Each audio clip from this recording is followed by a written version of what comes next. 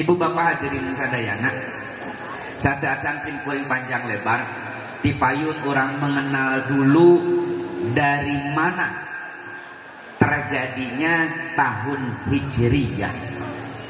Ini penting karena jarang disampaikan.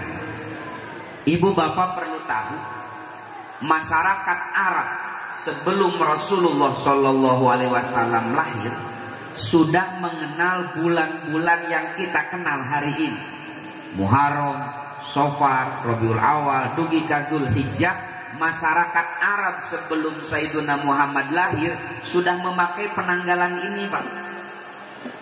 Namun masyarakat Arab kurangnya tidak ada tahun yang disepakati. Biasanya setiap suku, setiap kabilah di masyarakat Arab sok menentukan tahunnya itu sangeunahna, Pak. Tergantung situasi yang terjadi di tengah-tengah mereka. Ada kabilah yang menentukan tahunnya itu dari wafatnya tokoh mereka yang begitu karismatik. Makanya di dalam Sirah Nabawiyah kita mengenal tahun ketiga pasca wafatnya Lu'ay misalnya. Ada juga masyarakat Arab, Ibu, yang memulai tahunnya itu dari sebuah kejadian yang spektakuler menimpa mereka. Misalkan ada raja dari Yaman namanya Abroha menyerang Ka'bah, ngange tunggangan gajah. Masyarakat Quraisy nyebutna tahun gajah. Numawi kita mengenal Rasulullah lahirna tahun gajah. Janten hal ini, Pak, terus berlanjut sampai pada pemerintahan Sayyidina Umar bin Khattab radhiyallahu anhu. Zaman Sayyidina Muhammad sapertos kitu, Pak, tahun ke-1 bisa, tahun ke-3 hijrah. Belum ada kesepakatan ari bulanana mah, Pak, sepakat sadayana. Sampai pada tahun 17 hijrah. Janten saatos 17 tahun Sayyidina Muhammad hijrah ke Madinah. Wangkit harita kepemimpinan umat dicapang ku Sayyidina Umar bin Khattab radhiyallahu anhu. Datang surat dari gubernur Yaman namanya Abu Musa al-Ash'ari. Saur Abu Musa al-Ash'ari, "Ya Amirul Mukminin, wahai tuan, saya mendapatkan surat dari Anda yang titimangsanya Sya'ban. Saya tidak yakin ini Sya'ban mana, Sya'ban tahun kemarin atau Sya'ban tahun ini." Kabayang panginten Pakuwu kenging serat di gubernur. Pakuwu kedah ngayakeun kegiatan anu pada bulan Juli tanpa tahun. Tiasa wae Juli tahun payun atanapi teu kudu diamalkeun karena memang sudah terlewat da Juli tahun kemarin. Terus bagus. Numawi saur Sayyidina Umar, "Dzu'u linnasi syai'an." Mari kita berkumpul untuk merumuskan, mensepakati tahun yang akan jadi pedoman di seluruh wilayah keislaman. Banyak para sahabat yang mengusulkan bagaimana kalau tahun di dalam Islam dimulai dari lahirnya Rasulullah Sallallahu Alaihi Wasallam. Usul ini ditolak oleh Sayyidina Ali, Pak. Saur Sayyidina Ali agak kurang bijak. Soalnya tahun kelahiran Nabi masih dipersengketakan. Teu acan aya kesepakatan, Pak. Aya nu nyebatkeun Nabi teh lahir tahun gajah pas tahun rejeung, Pak. Ada juga yang mengatakan Nabi itu lahirnya 3 tahun setelah penyerbuan Abroha, Pak. Jadi kurang bijak kalau da kapungkur mah teu acan aya akte, Pak. Kalau tahun di dalam Islam dimulai dari kelahiran Nabi karena masih ikhtilaf. Lalu ada lagi usul bagaimana kalau tahun di dalam Islam dimulai dari diangkatnya beliau sebagai Nabi. Usul ini pun ditolak oleh Sayyidina Ali dengan pertimbangan masih diperdebatkan. Ada yang mengatakan Nabi menerima wahyu itu di usia 37 tahun. Ada juga yang mengatakan Nabi menerima wahyu di usia 40 tahun. Lalu singkat cerita, Sayyidina Ali usul bagaimana? Ayo hiji deui usul, Pak. Kalau lahirnya Nabi masih diperdebatkan, kalau diutusnya Nabi masih diperdebatkan, ada satu kejadian yang kita tidak akan berbeda pendapat. Ini usul dari Sa'ad bin Abi Waqqas. Apa usulnya itu? Bagaimana kalau tahun di dalam Islam dimulai dari wafatnya Rasulullah Sallallahu Alaihi Wasallam. Kita semua menyaksikan kapan Nabi wafat, mual aya ikhtilaf. Saur Sayyidina Ali, cik aku kang usul teh nu raja logis. Kalau tahun di dalam Islam dimulai dari wafatnya Nabi, maka setiap pergantian tahun umat Islam akan berduka, karena ketika pergantian tahun itu mereka teringat akan wafatnya Rasulullah Sallallahu Alaihi Wasallam. Nah, singkat ceritalah Sayyidina Ali usul bagaimana kalau tahun di dalam Islam dimulai dari hijrahnya Rasulullah Sallallahu Alaihi Wasallam. Singkat cerita, para sahabat menyepakati bahwa tahun di dalam Islam dimulai dari hijrahnya Rasulullah Sallallahu Alaihi Wasallam yang saat itu sudah genap berusia 17 tahun. Jantan baku tahun dina Islam dimulai nanti tahun ke-17 karena SK-na disepakati oleh khalifah ketika 17 tahun setelah hijrahnya Rasulullah Sallallahu Alaihi Wasallam. Makanya tahun Hijriyah. Selesai permasalahan? Belum, Pak. Bagaimana hitungan bulannya? Jantan tahun nama atau sepakat hijrah Nabi pada saat itu langsung tahun ke-17. Perhitungan bulan tiap tahunnya, ada yang mengusulkan awal tahun itu dimulai dari Ramadan, ada yang mengusulkan awal tahun itu dimulai dari lahirnya Sayyidina Muhammad SAW. Tapi Sayyidina Umar mengambil hak veto kalau istilah sekarang. Kata khalifah, sudah, bulannya kita mengikuti saja apa yang sudah dipakai di bangsa Arab, yakni bulan Muharram bulan pertama, Dzulhijjah bulan terakhir. Jantan penatapan Muharram, Safar dan seterusnya itu mengikuti kebiasaan masyarakat Arab. Islam hanya berperan menentukan tahun. Beres masalah? Belum, Pak. Ada yang mengusulkan lagi, ini kan tahunnya tahun hijrah Nabi, kok bulannya bulan Muharram? Padahal dalam riwayat sahih Nabi hijrah itu bulan Safar, Pak. Nabi keluar dari rumahnya di Mekah untuk hijrah pada malam Rabu tanggal 27 Safar.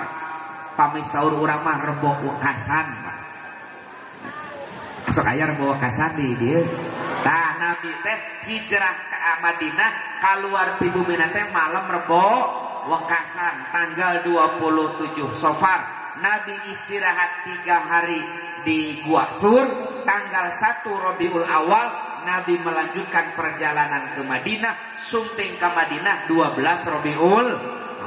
Jadi Muharram itu teu aya berkaitan dengan hijrah, Pak. Dan Nabi hijrah mah bulan Safar. Kembali Sayyidina Ali menentukan.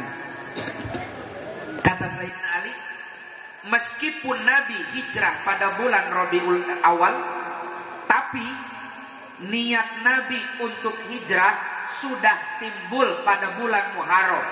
Karena bulan sebelumnya, yakni bulan haji, terjadi Bai'atul Aqabah kedua, di mana orang-orang muslim dari Yathrib, dari Madinah, setelah pelaksanaan haji berbaiat sebab Bai'atul Aqabah kedua, nyuhungkeun ka Rasulullah ngiring hijrah harita keneh ka Madinah.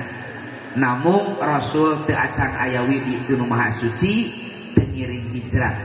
Pas masuk bulan Muharram Nabi teh gegenyotan hoyong hijrah, Pak. Tapi teu acan ayawi di Allah Subhanahu wa taala. Di dalam Islam, niat seorang muslim itu sudah dicatat sebagai kebaikan. Pami ibu ayeuna niat ejing bade santunan, misalkan pas santunan nembe aya ibu bapak anu teu sempat nitipkeun sebagian hartana kangge santunan yatim piatu. Ibu ngagerantos ke santunanana tanggal 10 Muharram ku Allah tos dicatat sebagai amal kebaikan. Niatul mukmin kata Nabi khairun min amali. Niat seorang mukmin itu lebih baik daripada amalnya. Artinya asa kacida lamun teu niat nemawi urang niatan amal sae ti ayeuna da Allah mah bageur, niat amal sae mah dicatat satu kebaikan. Jadi di bulan Muharram Nabi sudah ingin hijrah. Dicatat bahwa hijrah Nabi dimulai pada bulan Muharram dengan data Nabi tos niat hijrah. Beres ya lah pokoknya mah. Itu tentang tahun baru Hijriah teh diayakeunana pada masa Sayyidina Umar bin Khattab. Dimulai pada tahun 17 Hijrah. Ini bisa dibaca Bapak Ibu di dalam Fathul Bari Syarah Sahih Bukhari ketika membahas Manaqibul Ansor. Bab Manaqibul Ansor, bab tentang kemuliaan orang-orang Ansor. Di bawahnya ada min aina ar-rikhut tarikh. Dari kapan para sahabat menentukan tahun di dalam Islam. Ibu bapak hadirin sadayana, tiris bu, rada tiris. Tentang pergantian tahun ieu lah simkuring moal panjang lebar nu dibahas.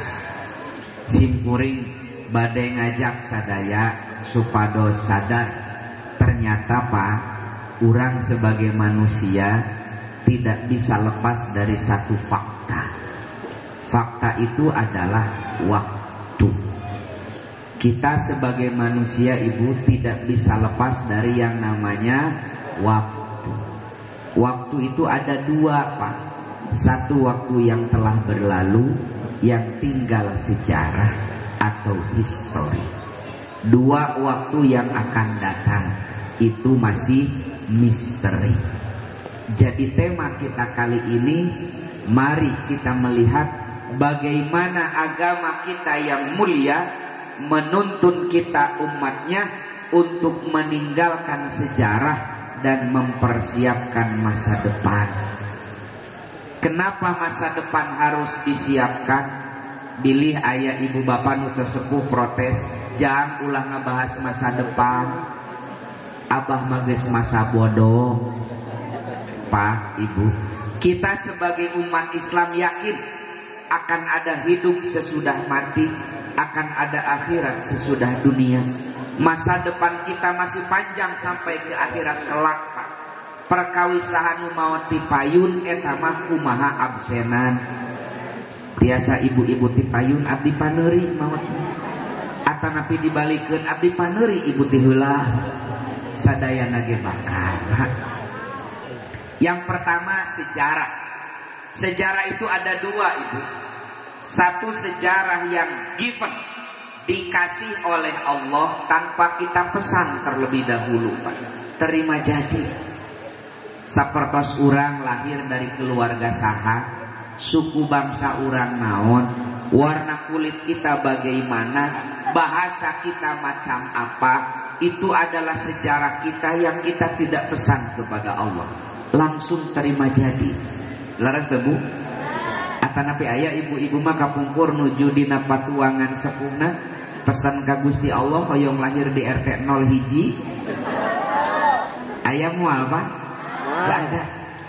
Kita seperti ini, warna kulit kita begini, bahasa kita ini, suku bangsa kita ini, itu adalah pemberian Allah yang tidak kita pesan. Makanya sesuatu yang tidak kita pesan jangan diributkan. Warna kulit urang teu sami sawios, bahasa urang teu sami gak masalah. Suku bangsa kita beraneka ragam teu sawios. Justru Pak, Islam diturunkan ku Allah ke permukaan bumi 15 abad yang lalu. Salah satu tujuannya adalah menghapuskan ras diskriminasi. Saur Rasul di dalam khutbah terakhirnya beliau mendeklarasikan, Ayyuhan nas, wahai sekalian manusia, kullukum min Adam, setiap kalian berasal dari Nabi Adam. Wa Adam min turab, dan Nabi Adam berasal dari tanah. La fadla li arabiyyin ala azamiyyin illa bittaqwa, kata Nabi. Tidak ada rumusnya di dalam Islam suku Arab lebih baik daripada suku Sunda. Islam tidak mengenal suku Sunda lebih baik daripada suku Jawa. Semua di hadapan Allah sama. Yang membedakan adalah kualitas ketakwaannya. Inna akramakum indallahi atqakum. Yang paling mulia di sisi Allah adalah yang paling takwanya, bukan karena suku bangsanya, Pak. Ini pesan universal di dalam Islam. Al-musawamatul insaniyah, egalitarianisme, kesamaan hak dan martabat sesama manusia, Pak. Ini luar biasa pesan Islam itu, Pak. Karena orang di Indonesia yang terdiri dari berbagai macam suku bangsa diikat dengan satu semboyan Bhinneka Tunggal Ika. Ternyata ini mempunyai landasan yang luar biasa di dalam Islam, yakni kesamaan derajat sesama manusia. Tidak ada satu suku lebih baik daripada suku lainnya karena suku bangsanya. Enggak. Islam mengenal yang paling baik di sisi Allah adalah yang paling takwanya, bukan karena suku bangsanya.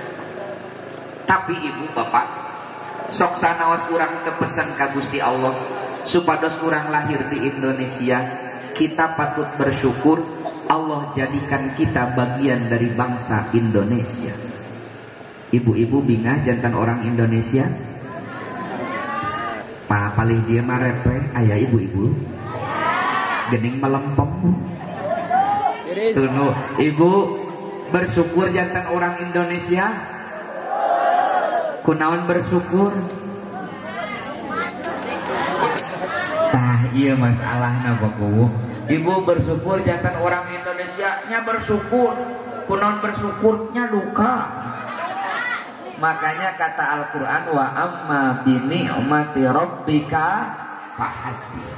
Nikmat Allah itu sebut-sebut supados urang mensyukurinya. Da urang mah pamit disebat-sebat mah sok hilap mensyukuri. Numawi ayeuna yuk urang absen nikmat Allah kepada kita bangsa Indonesia. Syukuran urang Allah ciptakeun bagian dari bangsa Indonesia. Kahiji ibu, Indonesia teh negara dengan iklim paling stabil di dunia, Pak. Karena berada di garis khatulistiwa. Panjang siang sinar panjang wengi di Indonesia relatif sami, Pak. Numawi saumna orang Indonesia mah paling lami teh 14 jam. Paling lami 14 jam saumna teh itu. Wargi-wargi urang di Eropa sana itu, Pak, kemarin ketika Ramadan di Eropa Timur seperti Dagestan, Chechnya, mereka puasa lagi puncak musim panas, Pak. 20 jam mereka puasa. Jam 10 malam seperti ini baru azan maghrib, jam 2 tos adzan subuh gitu. Kabayang teu Pak, repotna urang saum 20 jam, maghribna jam 10 wengi, subuhna jam 2 janari. Kabayang repotna. Urang mah boro-boro 20 jam, 14 jam saum, eta setengah jam meneh buka kolak teges dicocok. Kan tenan 20 jam. Kedua, ibu tadi nyebatkan kunaon bersyukur Indonesia beunghar ya. Bangsa kita adalah bangsa yang kaya. Hutan kita kaya, laut kita kaya, perut bumi kita kaya. Saya tidak perlu mengabsen kekayaan bangsa kita sebagai anugerah Allah yang luar biasa. Satu saja faktanya ibu, Indonesia itu negara dengan kepulauan terbanyak di dunia. Bahkan disebut kubatur mah kepulauan Indonesia itu sekeping dari tanah surga, Pak. Saking indah dan kayanya, Pak. Pulau Indonesia itu, Pak, yang sudah didaftarkan di UNESCO, di PBB, tos 14.800 pulau, Pak.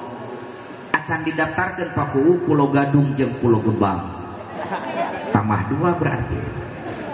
Katilu, negara kita adalah negara yang relatif aman.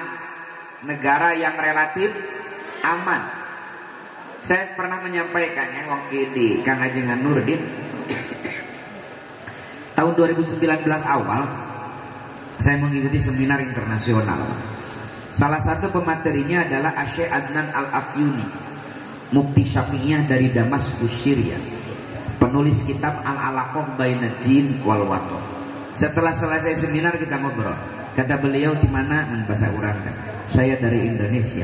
Kata beliau, bersyukurlah kau menjadi bangsa Indonesia, karena kalian hidup di negara yang aman, sehingga kalian bebas mengamalkan ajaran agama tanpa was-was. Kami ini di Suriah, kata beliau, yang sudah 8 tahun perang saudara, keamanan tak harus di mana kami temukan. Jangankan untuk pengajian sampai larut malam begini, ibu bapak, kata beliau, mau Jumatan saja kami ini was-was, karena banyak kasus ketika kami khidmat ibadah Jumat, tiba-tiba bom bunuh diri meledak di tengah-tengah masjid. Saudara kita di Palestina, Pak, Jumatan kamari teh sieun, kenapa? Bisi aya roket ISIS meledak di masjidnya. Jantan ibu bapak di Suriah, di Palestina, kulantara negara nanti aman, rek Jumatan wae was-was bisi aya teror. Di Indonesia mah bakatku aman, alhamdulillah. Nuju Jumatan tiasa kulem. Alhamdulillah. Jantan di Palestina, di Suriah mah hese bade pangaosan dugi ka wengi kieu teh da negara teu aman, di urang mah kulantara negarana aman, nuju pangaosan tiasa alhamdulillah. Numawi anu kulem anu nunutan mangga lajengkeun. Ibadah hese di Suriah mah. Numawi ibu bapak, kita dididik oleh guru-guru kita di pesantren. Kita didoktrin oleh guru-guru kita di Nahdlatul Ulama, hubbul waton minal iman.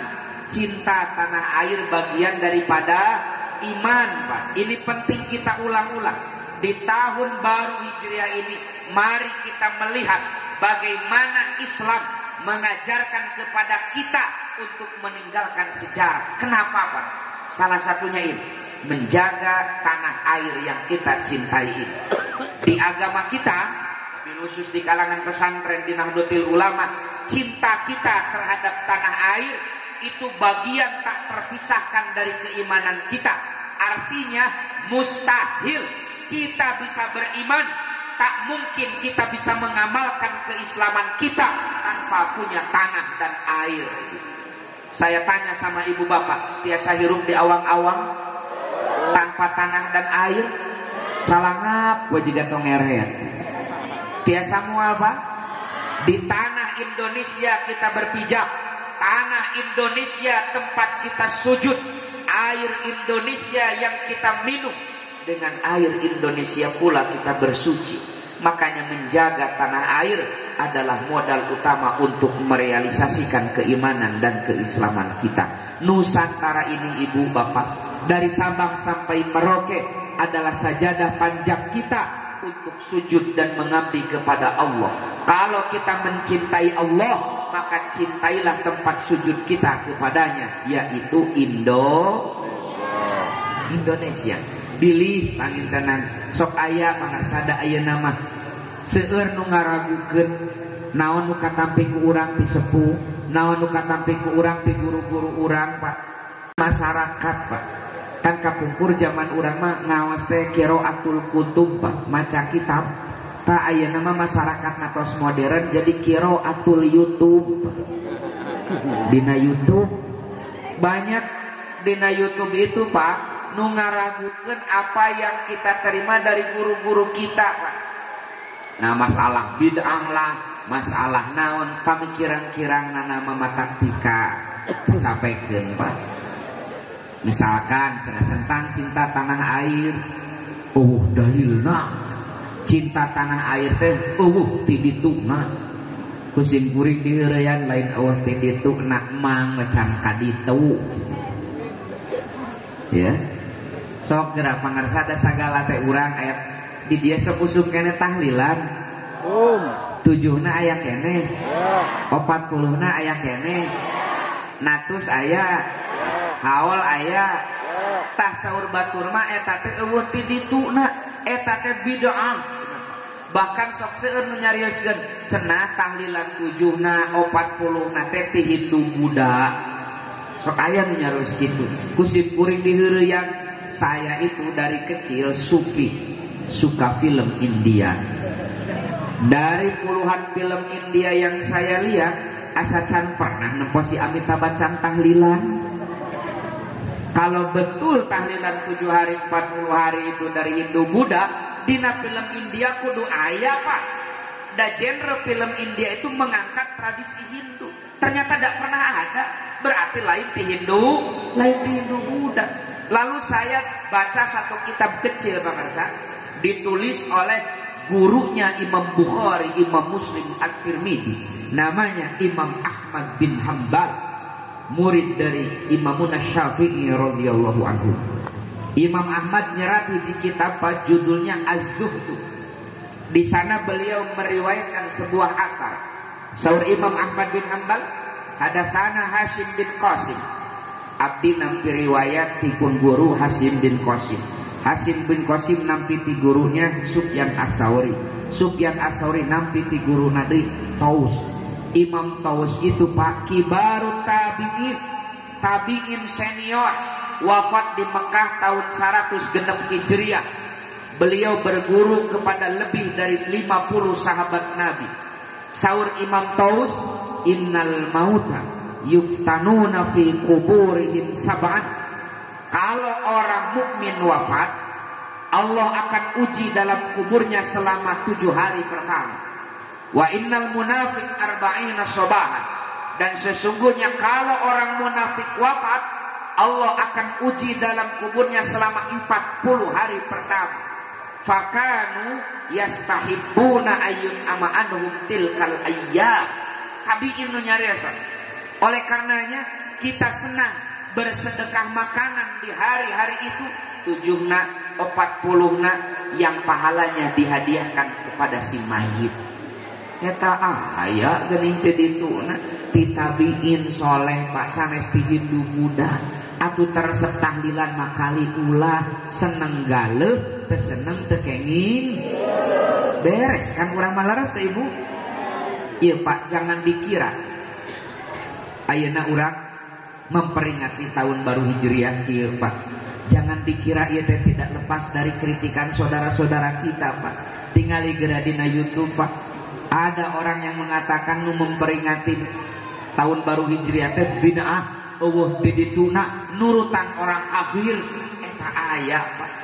Puguh teu disiarkeun wae Hijriah teh sok paroho masyarakat teh Pak. Kantenan teu disiarkeun sapertos kieu. Kapan lagi anak cucu kita mengenal bulan-bulan Hijriah kalau kita sebagai orang tuanya tidak mensyiarkannya, salah satunya dengan memperingati pergantian tahun Hijriah. Ini bukan hanya seremonial Pak, tapi kita berusaha untuk mengenalkan anak cucu kita terhadap tahun yang dipakai oleh sejarah Islam, yakni tahun Hijriah. Jadi lah itu pokoknya mah ibu bapak ulah seueur emutan, ulah dugika ibu diajar ti leuletik ka guru di lemur, ka ajengan di lemur, ari karek ningali YouTube 2-3 kali geus nyalahkeun ajenganana Pak. Seueur ayeuna mah ajengan teh salah eta teh da eueuh ti dituna. Di mana ibu apa? Tina YouTube. Namawi termasuk mencintai tanah air Pak. Jangan dikira mencintai tanah air itu tidak ada yang nolak. Banyak mereka saudara-saudara kita yang membenci tanah airnya Pak. Bahkan kecintaan terhadap tanah air kata mereka Pak Kuwu adalah penyebab kemunduran kerajaan Islam itu karena nasionalisme, karena ta'assub syu'ubiyah nasionalisme. Para ulama kita menjawab bahwa cinta tanah air bukan hanya sunnah para anbiya, tapi sebagai naluri kemanusiaan. Misalkan di dalam surah An-Nisa ayat 66, Allah Subhanahu wa taala nyarioskeun walau anna katabna alaihi aniktulu anfusakum aw ikhruju min diyarikum ma fa'aluhu illa qalilun minhum kata Allah. Saur Syekh Wahbah Zuhaili dalam tafsir Al-Munir fil Aqidah wa Syariah wal Manhaj, beliau menyampaikan, wa fi qaulihi aw ikhruju min diyarikum, dalam sabda Allah aw ikhruju min diyarikum, atau mereka diusir dari tanah kelahirannya, ima'u ila hubbil watan, ini adalah isyarat untuk mencintai tanah air. Bahkan Sayyiduna Muhammad ketika hijrah, ibu, beliau ketika keluar Mekah, Pak, istirahat sejenak di Zuhfah. Ini bisa Anda baca di dalam Sahih Bukhari. Lalu beliau berdiri di atas batu besar di Zuhfah, ningali lingkungan sekitar, apakah aman untuk melanjutkan perjalanan atau tidak. Kan nuju di udagu Quraisy, Pak. Nuju ningali situasi, Pak. Tak sengaja Nabi melihat pertigaan menuju Mekah. Cukup lama Nabi berdiri menatap kemana jalan itu menuju, ke Mekah Al-Mukarramah, tempat di mana beliau lahir, tumbuh, berkembang, dewasa, berkeluarga di Mekah. Hari ini harus beliau tinggalkan tanpa tahu kapan akan kembali. Dekarawas ibu cai soca Sayyiduna Muhammad ngale mereh. Lajeng mantenan nyarioskeun sambil ningali Mekah. Sungguh engkau adalah sebaik-baiknya tempat yang aku cintai. Andai masyarakatmu tidak mengusirku, tak akan pernah aku tinggalkan engkau wahai Makkah tercinta. Hadis Sahih Bukhari.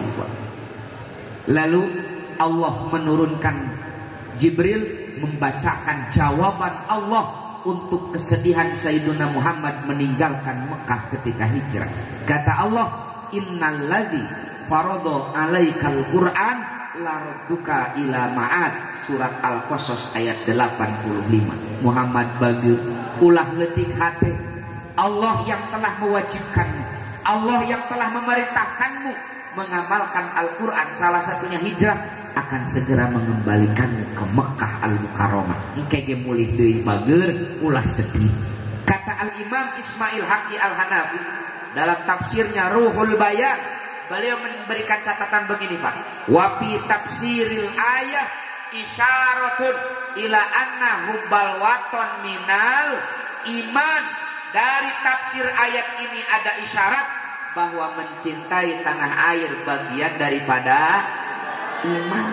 Banyaklah hadis-hadis mencintai tanah air itu, Pak. Numawi titip kasadayana di tahun baru Hijriah ini, mari sama-sama kita bangkitkan nasionalisme kita. Wabil khusus kita bangsa Indonesia, bulan depan kita akan merayakan hari ulang tahun Republik yang kita cintai. Di awal tahun baru Hijriah ini, sebulan menjelang 17 Agustus, mari kita pompa nasionalisme. Kita suarakan kembali kecintaan kita terhadap tanah air ini. Kenapa? Nusantara ini adalah tempat sujud kita kepada Allah Subhanahu. Ibu cinta ke Indonesia? Paling dia bab ibu cinta ke Indonesia? Cinta. Nama lempeng. Cinta ke Indonesia? Esok ngaduakeun Indonesia. Nah, iya masalah. Ibu cinta ke Indonesia? Nya cinta atuh. Esok ngaduakeun Indonesia nya tara. Eta mah jika suami ibu sadinten 5 kali nyebat I love you. Beres netepan subuh celekot bari ngaharewos, mah I love you. Beres sholat lohor, mah I love you. Beres sholat asar eta ngaharewos deui, mah I love you. Tapi can pernah nganapakahan. Percanten moal bu, kunaon moal percanten? Teu aya buktos ngan ukur waos. Nu kitu teh namina manajemen huntu. Ngahuntu we cinta teh, tapi teu parah. Makanya kalau kita mencintai Indonesia, dicontohkan oleh Nabiullah Ibrahim alaihissalam di dalam surah Al-Baqarah ayat 126. Surat naon ibu? Al-Baqarah ayat 126. Wa idh qala Ibrahim rabbij'al hadza baladan amina warzuq ahlahu minas samarah.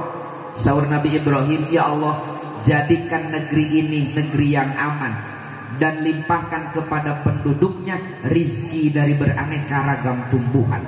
Kata Al-Imam Thahir Ibnu Ashur dalam tafsir beliau At-Tahrir wa Tanwir, beliau menyampaikan begini Pak, doa ini masyhur dari Nabi Ibrahim, tapi sejatinya inilah doa setiap para nabi untuk tanah airnya. Tidak ada satu orang nabi pun yang tidak mencintai tanah air, kata beliau. Kenapa? Buktinya seluruh para nabi mendoakan keamanan, ketentraman, kesejahteraan tanah air mereka, wujud cinta mereka terhadap tanah air. Janten ibu bapak pami urang cinta ke Indonesia, hiji doakeun Indonesia doakeun Sukamantri aman, doakeun Sindang Laya aman. Robbij'al hada baladan amina dulu, minta negara aman dulu, baru kita minta yang lain Pak. Kenapa? Karena keamanan negara adalah modal utama untuk meraih semua cita-cita. Dengan negara aman, ibadah nyaman Pak. Cobi pami negara urang teu aman, tiasa pangaosan silaturahim dugi ka wong ieu. Moal kuncina negara dengan negara aman bisnisnya, dengan negara aman belajarnya, dengan negara aman nyandung atuh da ari teu aman mah boro-boro bade ngadua hiji ge riweuh Pak. Nu mawi intina doakeun Indonesia mata di wengian tahun baru Hijriah ieu. Mari kita berdoa minta kepada Allah supados Allah tetap ngajaga ketenangan, keamanan, ketentraman negara yang kita cintai ini. Karena keamanan negara mahal harganya. Doakeun Sindang Laya aman. Sebutlah, mintalah kepada Allah, Rabbij'al hadza baladan amina. Ya Allah, jadikan negeri kami, jadikan kampung kami, desa kami tempat yang aman bagi kami mengamalkan keimanan dan keislaman. Kedua, teu cukup ku doa ibu. Saur sepuh teh mah sabak da doa jampe, kudu aya doa pamake. Sapertos santri ngadua ka Allah siang wengi pangarsa hayang pinter, tapi ngaji tara ngapalkeun tara. Cek syariat pinter moal. Upami urang nyuhungkeun ka Allah negara aman, maka perilaku kita, ucapan kita, status kita di media sosial harus mengarah kepada ketenangan, ketentraman bangsa yang kita cintai ini. Ulah sabalikna ibu, ari nyuhungeun ka Allah negara hoyong aman, tapi dina medsos provokatif, dina medsos nyebar-nyebar berita bohong. Bukankah nyebar-nyebar berita bohong, membuka aib orang lain, memprovokasi, itu adalah benih-benih untuk benih-benih yang akan memudarkan tenun kebangsaan yang kita cintai ini. Numawi kasadayana saur sepuh teh mah medsos mah ngan hanya ukur kange silaturahim, hanya ukur kange happy-happy, jangan mencari musuh. Min husni islamil mar'i, kata Nabi, tarkuhu ma la ya'nihi. Ciri keislaman seseorang baik itu meninggalkan sesuatu yang tidak bermanfaat. Wabil khusus Pak, da kauning aku sadayana ge ayeuna mah dina medsos Pak, kirang-kirangna urang gaduh remak lah pidorakaeun TDR Pak. Nemawi titip kasadayana dina medsos mah hiji, jauhan pi omongeun, deketan pi duiteun. Siap? Siap. Jauhan pi omongeun, deketan pi duiteun. Di urang mah hayo medsos teh dipake keur nyebar-nyebar berita bohong. Hayo pakai ngomen sesuatu yang kurang bermanfaat, mending pakai jualan online. Siap? Siap. Nih tahun baru Hijriah, mari kita buka mindset kita. Dina medsos mah hiji, jauhan pi omongeun, deketan piduiteun. Nah, sapertos live streaming sapertos ieu piduiteun ya teh Pak. Laras teh? Laras semawi kasadayana. Jadi dina medsos itu ya, hati-hatilah. Kenapa? Kita yakin al yauma nakhtimu ala afwahihim wa tukallimuna aydihim wa tashhadu arjuluhum bima kanu yaksibun. Akan datang suatu masa di mana lisan kita dikunci, Ibu. Jari jemari kita yang akan bersaksi di hadapan Allah. Ieu jempol teh meureun jaga teh ya Allah, abdi anu ngalaikna, abdi nu nge-share-na ya Allah, abdi nu ngetikna ya Allah akan dimintai pertanggungjawaban. Nu mawi titip kasadayana, cintailah Indonesia. Satu, doakeun Indonesia. Ulah nyebar berita bohong, ulah nyebar berita provokatif, ulah nyebar-nyebar aib orang lah. Allah akan senantiasa menutupi aib seorang hamba selama hamba tersebut menutupi aib sesamanya, kecuali memang orang-orang yang ditugaskan untuk itu, seperti aparat penegak hukum, kejaksaan, kepolisian, kehakiman. Kan etama justru tugasnya memang untuk menyelidiki kesalahan dan aib orang, Pak, untuk diadili. Urang mah polisi lain, jaksa lain, wartawan lain, tapi kabukina muka-muka aib batur. Pi omongan dosanya hasil henteu. Ini penting kita buka mindset. Yang kedua, baru warzuk ahlahu minas samaroh. Mintakan rizki kepada Allah. Ari di rompok mah bakuhu masyarakatnya sok langsung nyuhungkeun teh, ya Allah pasihan abdi rizki anu seueur bari barokah, langsung minta rizki. Tapi keamanan negara, keamanan wilayah belum pernah dipinta kepada Allah. Padahal bagaimana kita bisa memperoleh rizki yang berlimpah, rizki yang barokah kalau negaranya tidak aman? Satu, minta dulu negara aman. Kedua, minta rizki yang yang barokah. Nyuhungkeun rizki gen sapertos tadi. Doa teh kudu aya ikhtiar. Doa harus diikhtiarkan, ikhtiar juga harus didoakan. Sombong jalmi anu ikhtiar 100% tanpa aya doa dan tawakal kepada Allah, sombong orang itu. Oke, lain jelema benar ngadoa 100% tapi tanpa ikhtiar. Nah, di tahun baru ini kita memohon kepada Allah melimpahkan rizki yang barokah kepada kita semua. Di tataran praktis, hayu urang menyingsingkan lengan baju, membanting tulang, peras keringat, mencari rizki yang halal untuk bekal ibadah kepada Allah Subhanahu wa ta'ala. Nih, kemarin juga saya sampaikan bahwa ya ketika peresmian Masjid Al-Barokah, mungkin kedah diulang-ulang, Pak. Saya ngeri kemarin kita ngobrol dengan Sekjen MUI di pusat itu. Kata beliau, dari 50 orang terkaya di Indonesia, muslimnya cuma 8 orang. Jadi aya 50 orang pangbeungharna sa Indonesia Raya, Pak. Nu miskinna ngan 8, nu muslimna hanya 8 orang. Padahal muslim teh mayoritas, Pak. Simkuring penasaran kenapa umat Islamna loba nu balaksa.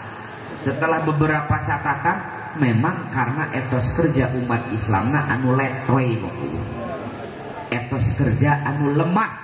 Kenapa? Tawakalna 100%, ikhtiarna 50%, maka teu nyambung.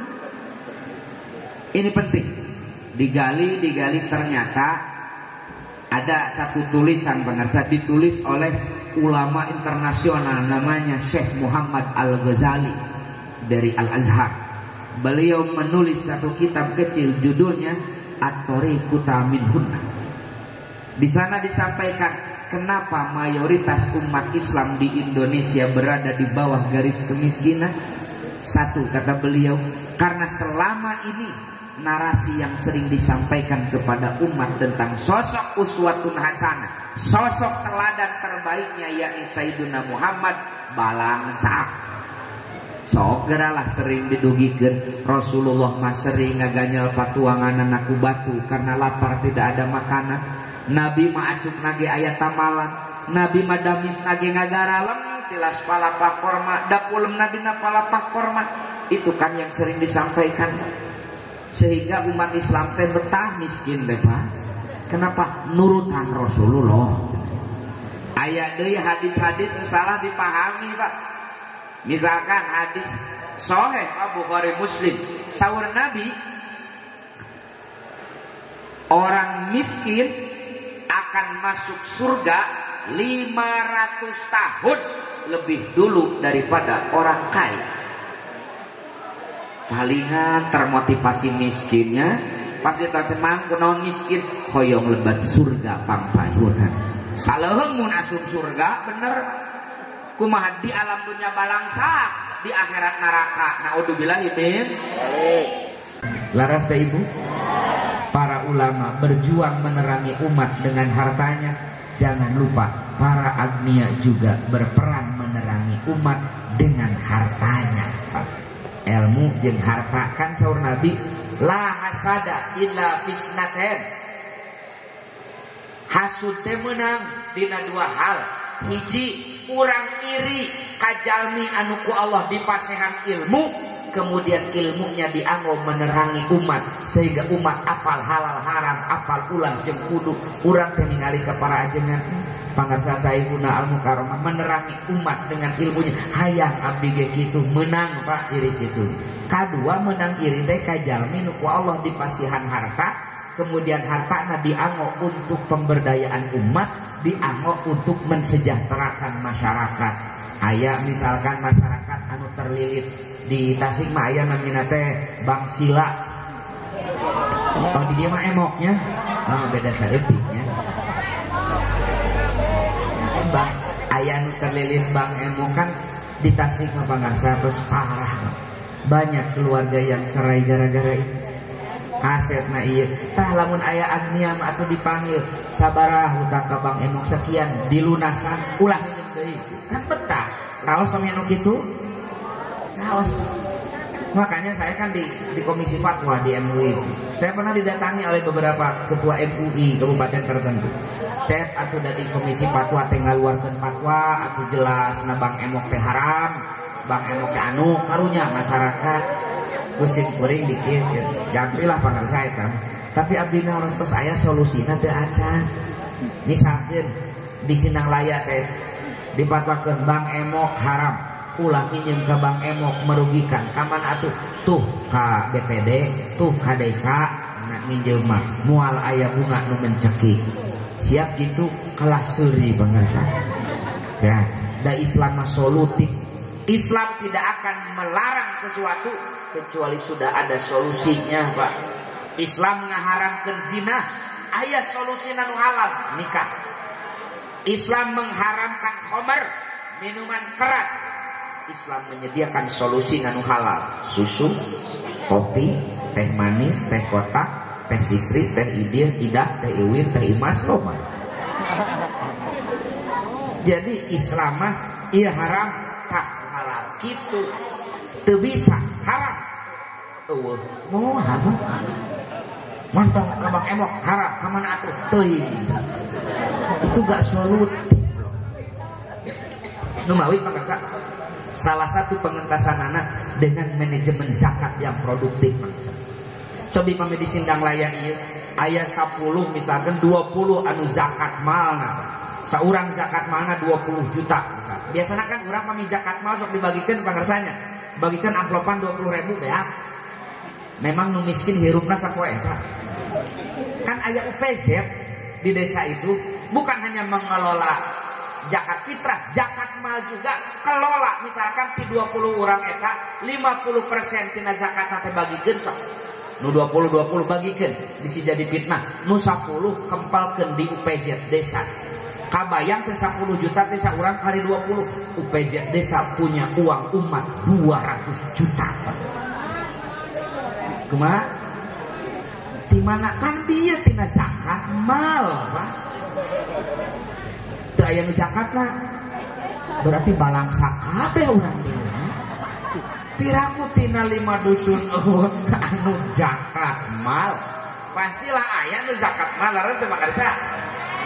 Nah, tapi kelola gitu kan berikan lan 10 juta teh peda urang teh terang, Pak.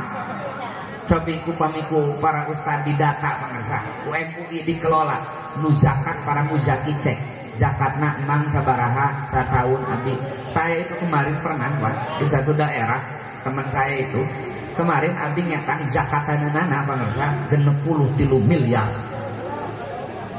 Zakatanana eta teh sok kamanakeun adi bagikeun we cenah salemur bagi 100.000 ewang. Kita nego gitu kan. Ieu lain goreng dibagikeun kitu gen sae. Tapi alangkah lebih baiknya pami ulah dibagikeun sadayana. Da judulna ge atu zakat. Ata itu mendatangkan, az-zaka itu an-numu, pertumbuhan. Jadi atu zaka itu logatna teh datangkan pertumbuhan ekonomi. Dihimpun aya 200 juta misalkan pangarsa. Dakan aritina zakat fitrah mah di ieu Basnas kan ya aya aturanana lah. Cobi zakat mah dikelola ku UPZ desa. Nanti desa punya modal bersama untuk penanggulangan nu kitu pangarsa. Penanggulangan Bang Emo aya hutang ka Bang Emo 3 juta eta teh gorimin lunasan dengan syarat ulang nginjem deui. Naon aku sok gawe teh gaduh gawena teh gaduh modal dimodalan ku zakat. Kitu kan harusnya itu. Enakeun. Atuh jadi enakeun Pak. Kayaknya lapan can beres. Kan lamun kitu raos teu Ibu? Raos? Oke, panggil raos. Kayak heula sok rada protes mancan beres ngaji. Ini tentang manajemen. Kapungkur pamarentah terus ngayakeun itu dengan UPK. Setiap kecamatan dikasih modal 2 miliar Pak UPK, modal utama UPK tiap kecamatan. Untuk salah satunya penanggulangan itu. Ya. Namun misalkan tina 1 juta administrasinya ngan 10.000. Daripada ka Bang Emok minjem 1 juta bungana 900.000. Baulamanya. Iya, mas 1 juta kan 10.000. Terus aya pangarsa. Kan tenang engke sekarang itu pangarsa Basnas menggelontorkan dana untuk Basnas Microfinance namanya. Jadi Basnas Microfinance itu dari hasil zakat infak sedekah itu dikumpulkan dikelola salah satunya untuk penanggulangan hal itu. Tiap UPZ mempunyai anggaran untuk meminjamkan kepada jamaah masjidnya 100 orang program pertama, saurang 3 juta, berarti 300 juta, satauneun teu aya bunga, eueuh dileuwihan. Da UPZ pengelolana digaji ku Basnas. Jadi lamun urang nganjuk 3 juta ke UPZ, nguikeunana sataunna 3 juta, per bulan misalkan 300. Kan lebih rawas Pak. Tah urang teh perlu harta jeung manajemen teh kitu untuk penang ayeuna. Kenapa masyarakat Jawa Barat pangarsa? Masyarakat kahiji sa Indonesia tentang judi online. 16 triliun Jawa Barat itu Pak dina judi online. Kita geuning laloba duit nanadenya, tapi UPZ na baralang sakit teh karosong wae. Berarti kurang pendekatan. Namawi titip ka sadayana Basnas, UPZ, MUI, data mah ulah mustahik. Keun data mustahik mah teh di data ge daratan. Nu kedah di data mah agnia pangarsa, data agnia, kemudian pendekatan ieu zakat hidup teh diawurkeun mun ayeuna zakat 5 juta diawurkeun jadi ibadah jadi, tapi leuwih ideal lamun zakat hidup 50% dibagikeun 2,5 juta dikumpulkeun di UPZ ke dikumpulkeun di sareng muzaki nusanes.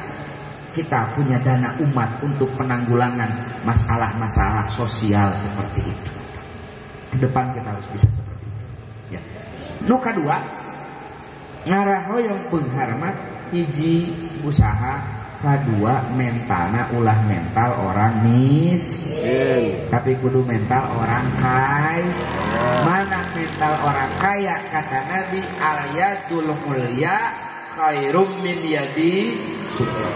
Tangan di atas lebih baik daripada tangan di bawah. Memberi lebih baik daripada menerima. Jadi kedua, lamun hoyong beunghar ulah hayang diber, tapi kudu hoyong mer. Tah ieu repotna teh Pak Guru. Sadaya hayang dibere. Eta teh mental. Jadi miskin itu bukan hanya finansial, mental. Banyak orang ya subsidi teh kan jelas hanya untuk orang miskin. Eta kana mobil anu alus, mobil harga ratusan juta, ngeusina masih nu subsidi. Di imahna masih kene gas melon. Laras teh? Nu kitu teh Allah akan ciptakan kondisi kita seperti itu. Tapi sebaliknya kalau kita sadar, urang mah da teu pantes nu subsidi, meserna gas anu teu subsidi, meserna BBM anu teu subsidi, insya Allah lamun kesadaran umat tos kadinya APBN aman karena tidak melambungnya subsidi, akhirnya bisa dialihkan untuk hal-hal yang lebih positif. Alitanan we lah eta pami bansos BLT paku nya di abdi mah di rorompok pami di urang mah di abdi gitu di ditu pamirsa ayeuna teh mental umat terus parah. Lain ngumpul hayang dibere, justru lamun teu kabere teh sok kukulutung. BLT teh kabagian, RT RW diomongkeun. Bansos teh kabagian, BPNT teh kabagian, kuwu dijapri. Di Tasik. Arti senang lah ya sana? Rame lah. Buat di dieu meureun. Tah, titip ibu bapak pami urang hoyong beunghar mental kita kayak mental orang kaya. Sebab Allah akan memberikan apa yang ada dalam hati kita. Lamun urang hayang dibere, Allah akan ciptakan kondisi kita pantas bereun batur.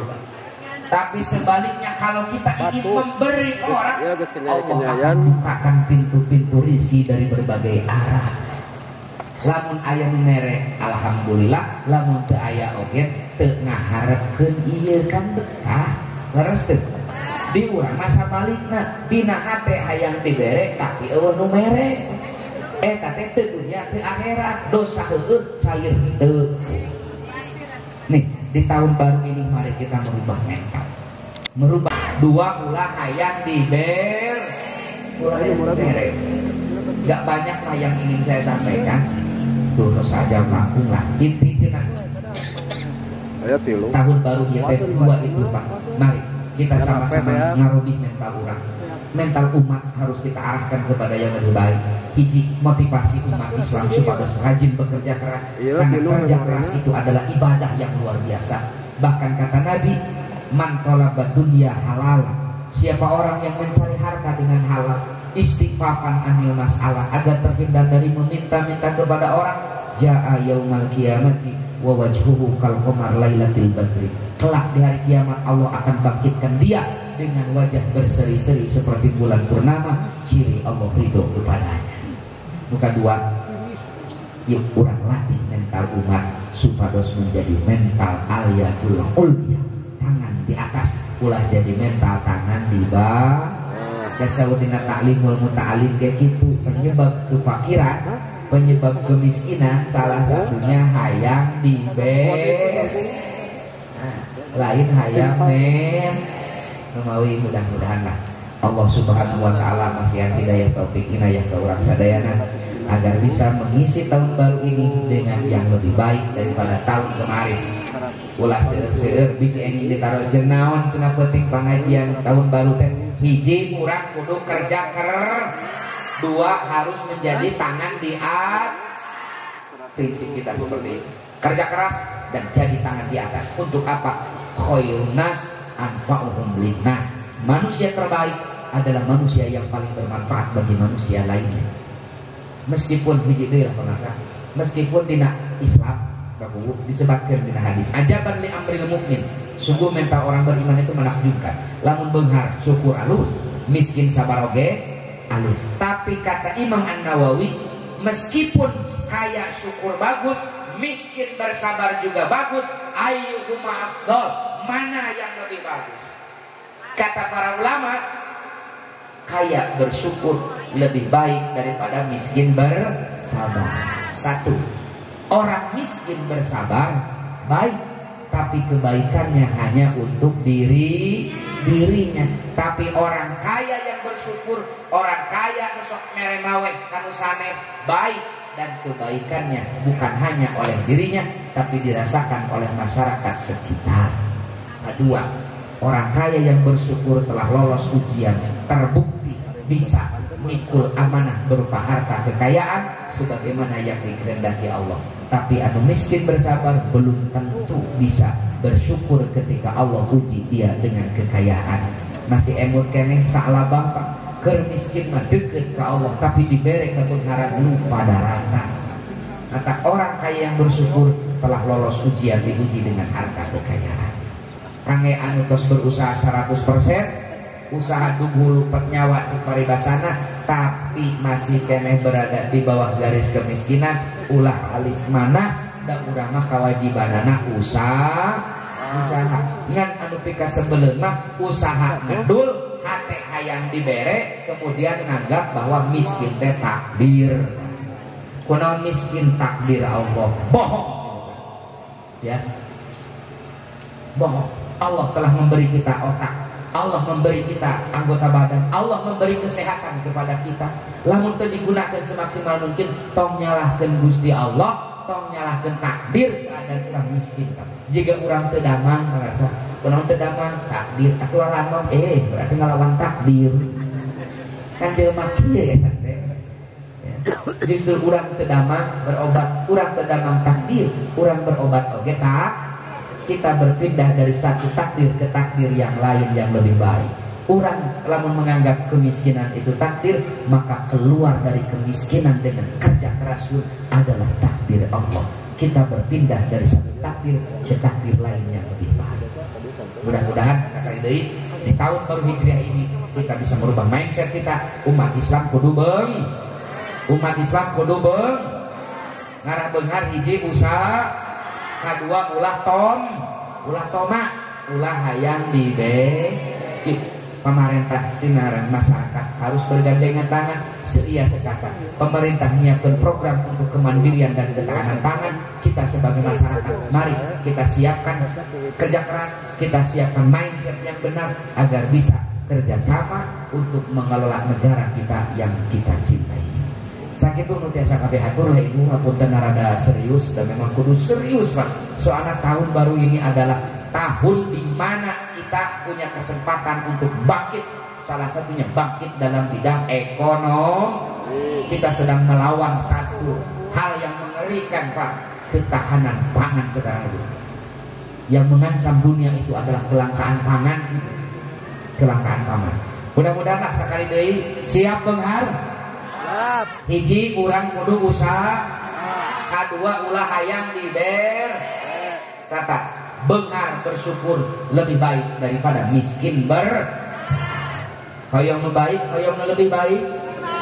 Memawi sing baleunghar sadayana, sing naremaweh sadayana, ulah aya masyarakat nu katalang sarah.